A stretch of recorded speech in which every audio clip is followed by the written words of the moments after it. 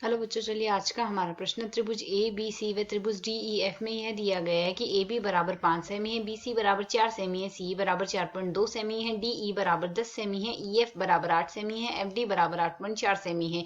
A L लंबवत है B C के और डी एम लंबवत है ई एफ के। तो हमारे पास ए एल अनुपात डी एम ज्ञात करें। यहाँ से इस प्रश्न को करने हेतु हमारे पास यहाँ से हमारी मुख्य अवधारणा कार्य करेगी। मुख्य अवधारणा यहाँ से हम लेके चलेंगे।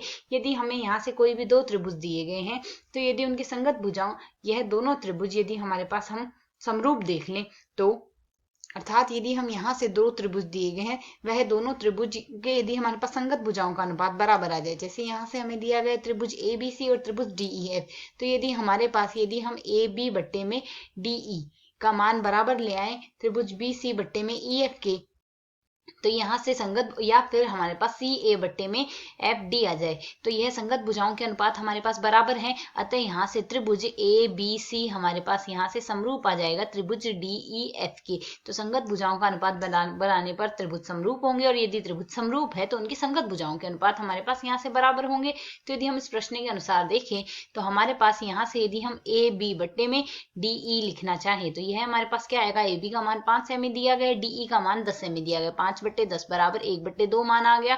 ठीक इसी प्रकार यदि हम यहाँ से बी सी बट्टे में एफ ई ज्ञात करना चाहें तो बी सी का मान हमारे पास 4 सेमी है और एफ ई का मान हमारे पास 8 सेमी है, 4/8 अर्थात 1/2 आ गया।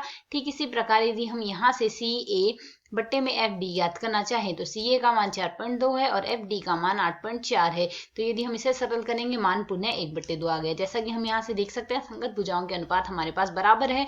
अतः यहाँ से हम क्या लिख सकते हैं, त्रिभुज ए बी सी जो आ रहा है वह हमारे पास यहाँ से समरूप आ गया त्रिभुज डी ई एफ के। तो इसी प्रकार हमारे पास यहाँ से संगत भुजाओं के अनुपात बराबर है तो त्रिभुज समरूप होगा। यदि त्रिभुज समरूप है संगत भुजाओं के अनुपात और बराबर होंगे। तो यदि हम यहाँ से देखें इसी में हमारे पास यदि हम यहाँ से लें तो हमें प्रश्न के अनुसार लेना क्या है, इसमें हमें लंबवत लेना है एक त्रिभुज ए बी सी।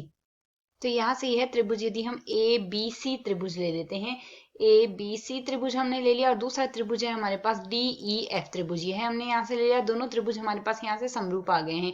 साथ ही हमारे पास यहाँ से दिया गया डी एम हमारे पास लंबवत है ई एफ रेखा पर और ए लंबवत है बी सी रेखा पर। तो बी सी रेखा पर एक लंबवत रेखा ए एल लेनी है, तो यह हमारे पास ए एल रेखा आ गई, यह बी सी रेखा पर हमारे पास लंबवत है अर्थात यहाँ से समकोण बनाती है। ठीक इसी प्रकार हमें डी एफ लेना है, डी एम लेना है, माफ कीजिएगा। तो डी एम हमारे पास ई एफ पर लंबवत है अर्थात यहाँ से हमारे पास समकोण बना रही है यह।